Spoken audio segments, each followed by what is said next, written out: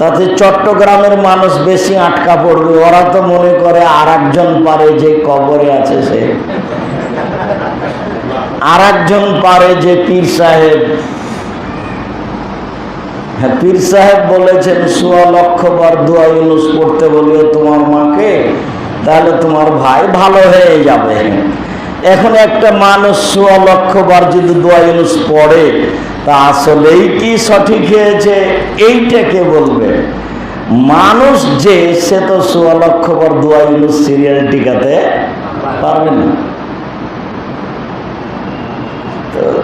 যে বলছে সেও অন্ধ, যাকে বলছে সেও অন্ধ। আন্ধা কো আন্ধা পড়াতা হয়, দোনো কে দোনো বারাবার হয়, সবাই সমান। এই ভিন্ন জিনিস। আল্লাহ তাআলা বলছেন আল উলামা, আল্লাহ রাসূল সাল্লাল্লাহু আলাইহি ওয়াসাল্লাম বলছেন আল উলামা ওয়ারাসাতুল আম্বিয়া, যারা আসলে আলেম তারা হলেন নবীগণের উত্তরাধিকারী।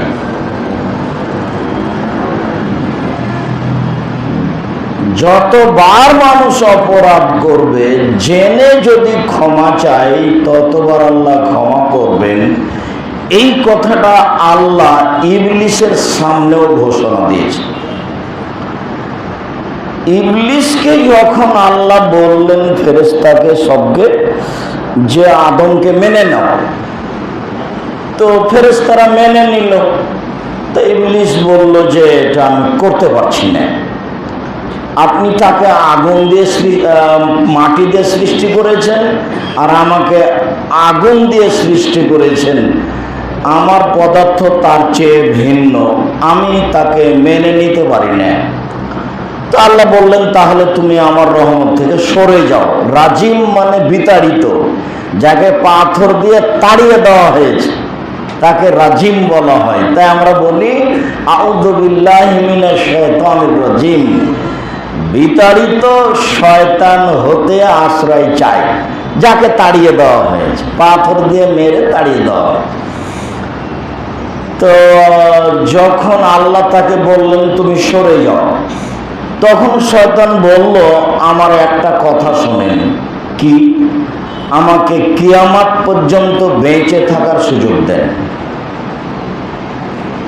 তো আল্লাহ বললেন যে এলা ওয়াক্তি মালুম, তোমার কথাটা আমি মুখামুখি বললাম না কিয়ামত পর্যন্ত, তবে আমি তোমাকে একটা সময় পর্যন্ত দিলাম, তোমার দাবি আমি মেনে নিলাম।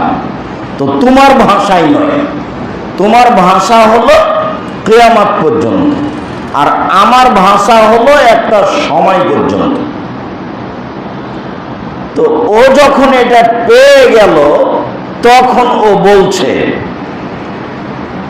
হাদিসের ভাষায় এসেছে ইয়া রাব্বি, হে আমার প্রতিপালক। ইবলিস বলছে, দেখেছেন ঢং কেমন?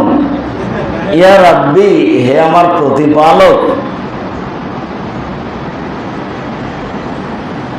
ও ইজ্জতিকা ওয়া জালালিকা, তোমার সম্মান, তোমার মর্যাদার, তোমার মান সম্মানের কসম করে বলছি, লাউবিয়ান্নাল ইবনা আদম, আমি আদমের ছেলে মেয়েকে ভুল পথে নিয়ে যাব, মা দামাত আরওয়াহুম ফি আজসাদিহিম, ওদের আত্মা যতক্ষণ পর্যন্ত ওদের দেহে আছে, শ্বাস আছে, আমিও তার পিছনে আছি। আপনি বুঝতে পারেন না যে পৃথিবীতে সবচেয়ে বেশি রিস্কের উপরে আছে শয়তান। ও একটা ওয়াদা করেছে আল্লাহর সামনে, সে জীবন বাজি রেখে আপনাকে ভুল পথে নিয়ে যাবে। সে আল্লাহর কসম করে বলছে, সে সর্বদা যতক্ষণ পর্যন্ত ওর দেহে শ্বাস আছে ওকে আমি ভুল পথে নিয়ে যাব, আপনার কসম করে আমি বলছি। তখন আল্লাহ বললেন ঠিক আছে, ও যতবার আমাকে বলবে ভুল হয়েছে ততবার আমি তাকে ক্ষমা করে দেব।